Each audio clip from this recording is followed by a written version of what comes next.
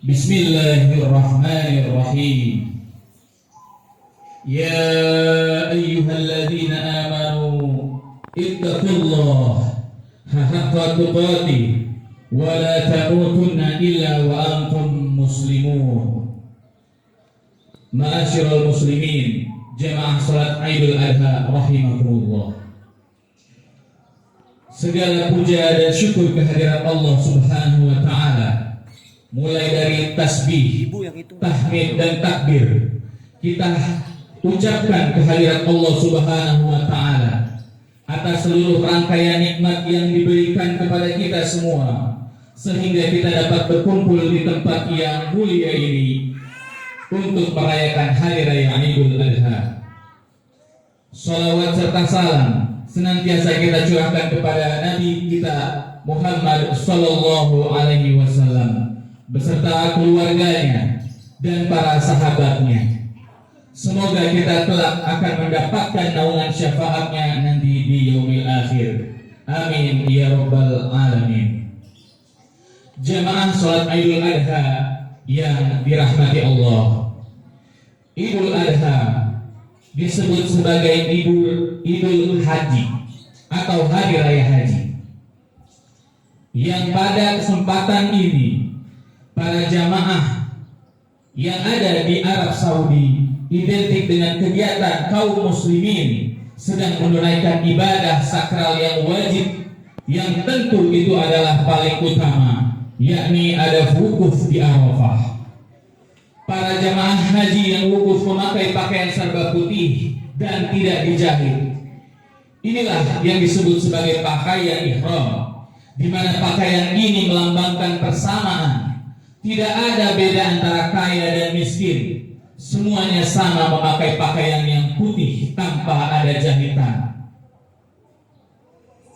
Oleh karena itu, Allah Subhanahu wa taala ingin memberikan pesan kepada kita terkait dengan ibadah haji ini, yaitu untuk senantiasa mendekatkan diri kepada Allah, bertakwa kepada Allah, dan serta-merta senantiasa mengingat kalimat talbiyah.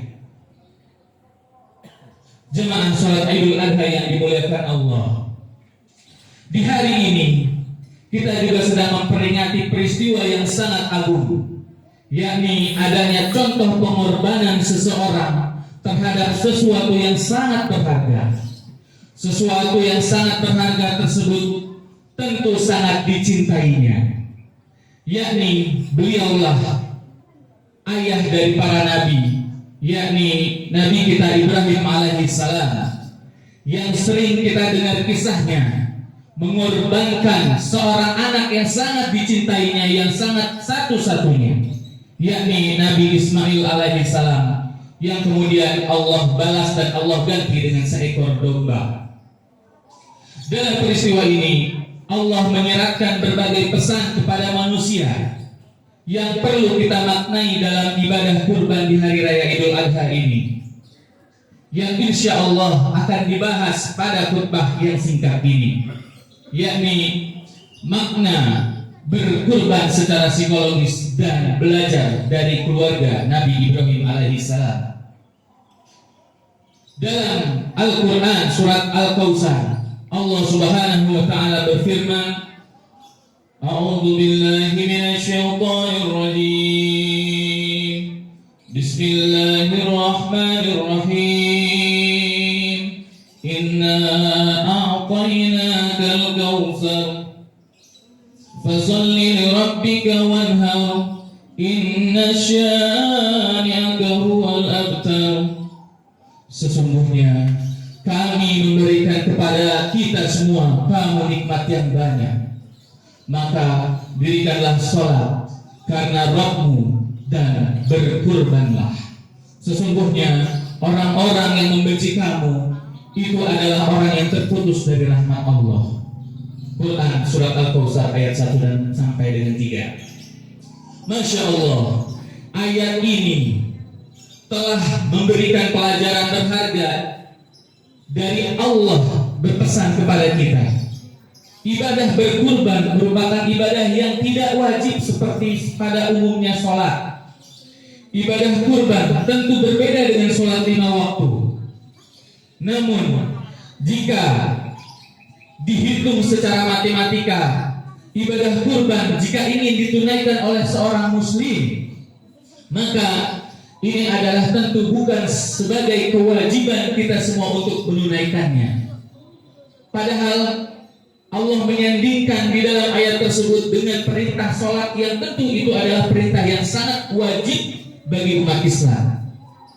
Secara matematika, perintah berkurban jika dihitung oleh manusia, maka jika seseorang ingin menunaikan ibadah kurban, maka perkiraan biaya yang perlu dikeluarkan yakni senilai 3 sampai 3,5 juta rupiah untuk 1 ekor kambing atau domba, atau untuk berbagi dengan para pengkurban untuk sapi sekitar 3 sampai 3,5 juta rupiah. Jika seandainya kita hitung dalam 1 tahun kita hendak mengumpulkan uang untuk berkurban, maka seandainya dibagi 12 bulan, kita perlu mengumpulkan hanya sekitar 300 ribuan saja 1 bulan. Dan jika kita ingin kembali membagikannya, jika ingin menabung dan mengumpulkan setiap hari, maka kita hanya diminta untuk menyisihkan 10.000 saja setiap hari agar bisa menunaikan ibadah kurban setiap tahunnya. Jika kita pikirkan, maka membayar 10.000 rupiah untuk segala nikmat yang Allah berikan untuk diri kita, bahkan untuk seluruh anggota keluarga kita, tentu ini adalah sangat-sangat murah sekali. Bayangkan berapa banyak nikmat yang Allah sudah berikan untuk jiwa dan raga kita ini, mulai dari nafas yang kita hirup, mata yang untuk kita melihat, pendengaran yang tentu sangat mahal sekali harganya, bahkan fungsi pencernaan yang berfungsi dengan baik, dan semua aspek kehidupan yang tentu sangat mahal sekali jika kita harus membayar di rumah sakit. Itulah mengapa di ayat pertama Allah menyatakan bahwa sesungguhnya Allah memberikan nikmat kepada kita yang sangat banyak. Inna a'toina kal kausar. Oleh karenanya di ayat 2 Allah meminta dan mengingatkan kepada kita untuk membalasnya dengan hanya sholat dan juga berkurban. Ibadah kurban yang tercantum dalam surat Al-Kautsar ayat kedua yang disandingkan dengan sholat. Hal ini karena ibadah tersebut merupakan ibadah yang sebenarnya sangat murah untuk dilakukan. Namun terkadang manusia berat untuk melakukannya, bahkan butuh pengorbanan yang ekstra bagi seseorang dalam melakukannya. Oleh karena itu, bagi kita yang belum berkesempatan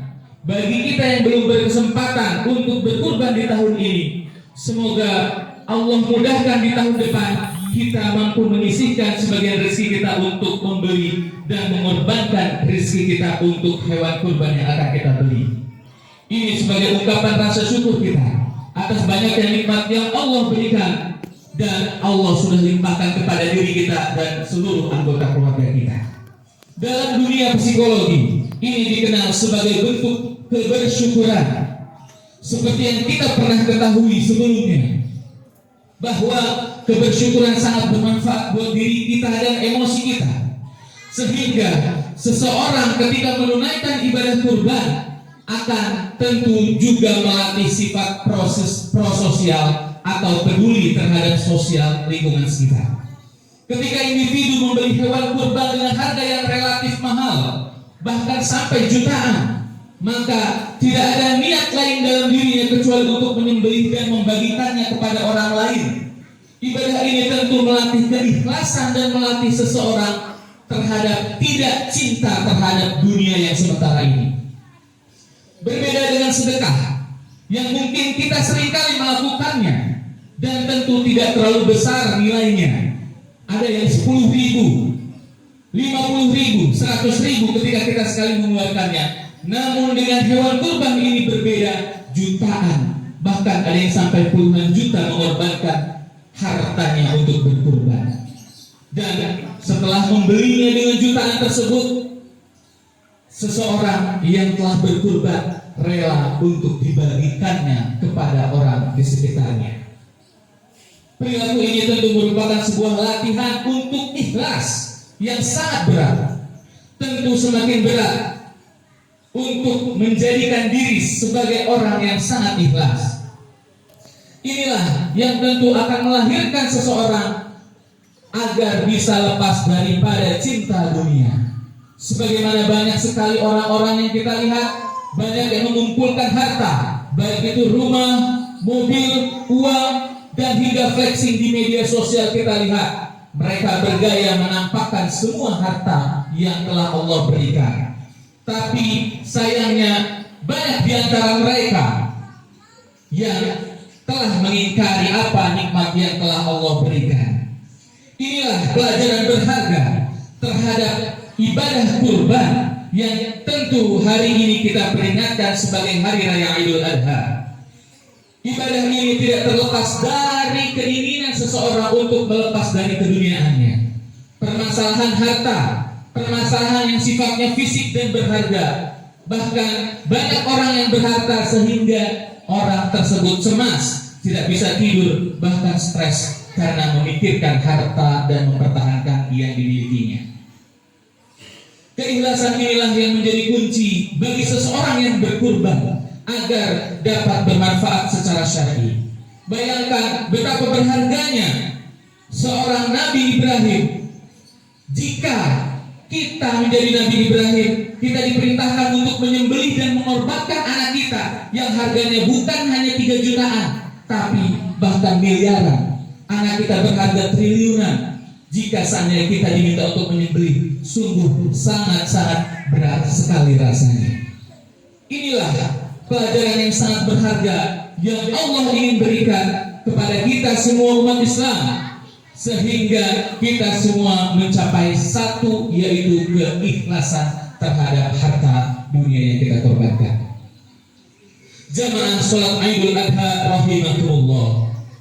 Di dalam ibadah kurban tentu sunnahnya adalah menyembelih dan membagikan daging kurban secara langsung bagi para pekurban. Diharapkan nanti juga ikut membantu membagikannya, karena ini adalah sunnah yang diperintahkan Rasulullah SAW, yang mana ini tentu sangat melatih kita semua terhadap perilaku yang terbaik.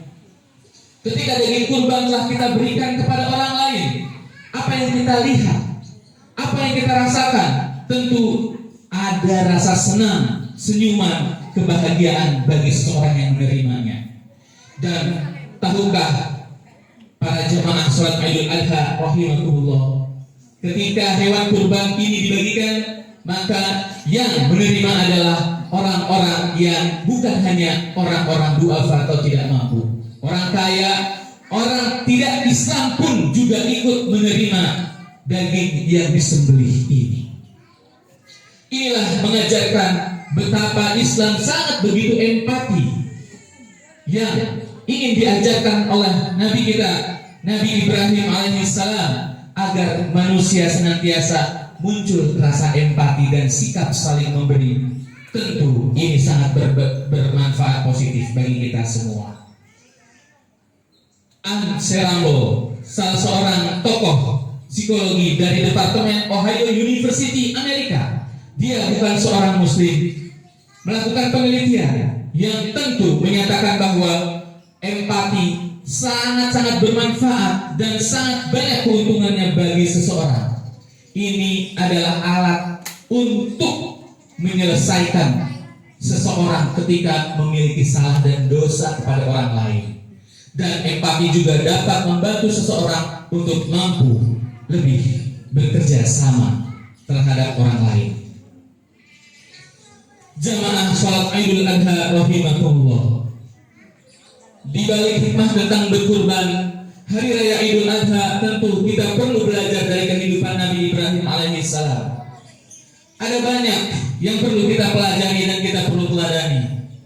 Ada 3 pelajaran yang kita petik dari keluarga Nabi Ibrahim alaihissalam. Sebagaimana Allah berfirman dalam surat Al-Mumtahanah ayat 4, sungguh telah ada suri teladan yang baik untuk kalian dari kehidupan Ibrahim dan orang-orang yang bersama beliau. Pelajaran pertama adalah senantiasa berbaik sangka kepada Allah Subhanahu wa taala. Kisah Nabi Ibrahim alaihissalam yang meninggalkan istrinya Siti Hajar di lembah Jazirah Arab yang gersang dan hanya dibekali oleh satu kantung makanan. Istrinya paham bahwa suaminya meninggalkan dirinya untuk selama itu dan anaknya pun ditinggalkan. Namun ini adalah perintah dari Allah. Siti Hajar pun paham bahwa Allah tidak akan menelantarkannya. Walaupun kelaparan, walaupun kehausan, maka seorang istri yang taat kepada suaminya, maka dia tetap berhusnuzon dan berprasangka baik kepada Allah Subhanahu wa taala. Apabila kita menyaksikan di dalam berita banyak sekali istri-istri yang stres dan frustasi dalam kehidupan ini, bahkan banyak sedikit yang tidak mensyukuri nikmat Allah. Mereka merasa kekurangan, mereka tidak bersyukur, bahkan mereka kadang membenci karena nikmat Allah yang sangat sedikit ini. Dan inilah yang perlu kita introspeksi bersama-sama. Bagaimana kita hidup di rumah tangga, bagaimana hidup kita di keluarga. Apakah kita sudah bersikap dan berprasangka baik kepada Allah terhadap rezekinya? Dan inilah pelajaran yang sangat berharga. Yang pertama yaitu kita tidak diperkenankan untuk berputus asa ketika sedang diuji oleh Allah Subhanahu wa taala. Pelajaran kedua yaitu bersemangat dalam mencari rezeki yang halal. Ada pelajaran penting yang jarang dikupas dalam kisah Siti Hajar dalam mencari air. Berlari kecil dari Bukit Safa sampai Bukit Marwah. Yakni ketika terus-terusan berlari-lari, kemudian seluruhnya bolak-balik Siti Hajar mencari sumber air. Maka dari sekian lamanya mencari sumber air tersebut, Allah akhirnya memberikan sumber air dari detak anaknya. Bayangkan, ini adalah pelajaran untuk kita semua bahwa kita jangan pernah berhenti untuk mencari rezeki Allah Subhanahu wa taala. Jangan tidur, jangan nganggur, tapi kita harus berusaha sekuat tenaga. Dan insya Allah Allah akan menghargai dan membalas semua apa yang kita kerjakan dan kita lakukan. Dan yang terakhir, pentingnya untuk mendidik dan senantiasa menjaga keluarga. Inilah pelajaran yang diberikan oleh Nabi Ibrahim kepada anaknya, putranya satu-satunya, yakni Nabi Ismail ketika ingin disembelih oleh Nabi Ibrahim. Beliau hanya menyatakan bahwa ketika ingin disembelih oleh Nabi Ibrahim, ada unsur keraguan, ada unsur ketakutan, ada unsur kekhawatiran. Tapi Nabi Ismail alaihissalam mencoba untuk tabah, mencoba untuk sabar. Dan inilah ketegaran yang dialami oleh seorang anak terhadap ujian dari keluarganya. Keberhasilan Nabi Ibrahim dalam mendidik anaknya ini adalah bukan pekerjaan yang singkat dan bukan yang ringan. Kita tahu banyak anak-anak para nabi yang juga tentu durhaka kepada ayah dan orang tuanya sendiri. Mudah-mudahan kita bisa belajar dari kisah Nabi Ibrahim untuk senantiasa menjaga anak-anak kita dan menjaga keluarga kita agar memiliki pendidikan dan menjadi penghuni surga Allah Subhanahu wa taala. Aqulu qawli hadza astaghfirullah li wa lakum wa lisairil muslimina wal muslimat fastaghfiruhu innahu huwal ghafurur rahim. Allahumma salli ala sayyidina Muhammad. Allahumma salli ala sayyidina wa habibina wa nabiyyina Muhammad. Allahu Akbar, Allahu Akbar, Allahu Akbar, Allahu Akbar, Allahu Akbar, walillahil hamd. Alhamdulillahi rabbil alamin. Allahumma salli wa sallim ala Muhammadin wa ala alihi wa sahbihi ajma'in. Amma ba'du. A'udzu billahi minasyaitonir rajim. Bismillahirrahmanirrahim. Wal 'asr. Innal insana lafi khusr.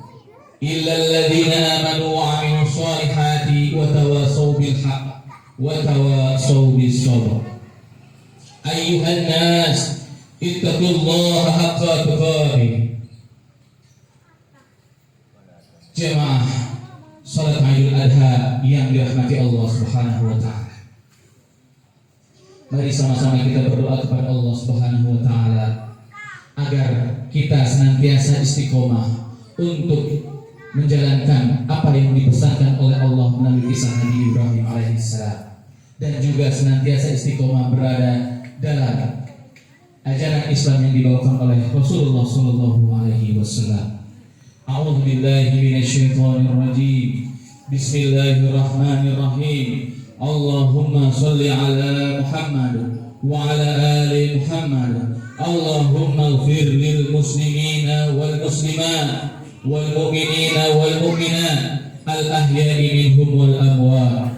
Allahumma inni as'aluka ilman nafi'an wa rizqan thayyiban wa amalan mutakabbalan. Rabbi habli minas salihin. Rabbana atina fid dunya hasanah wa fil akhirati hasanah wa qina azaban nar birahmatika ya arhamar rahimin. Taqabbalallahu minna wa minkum. Wassalamu alaikum warahmatullahi wabarakatuh.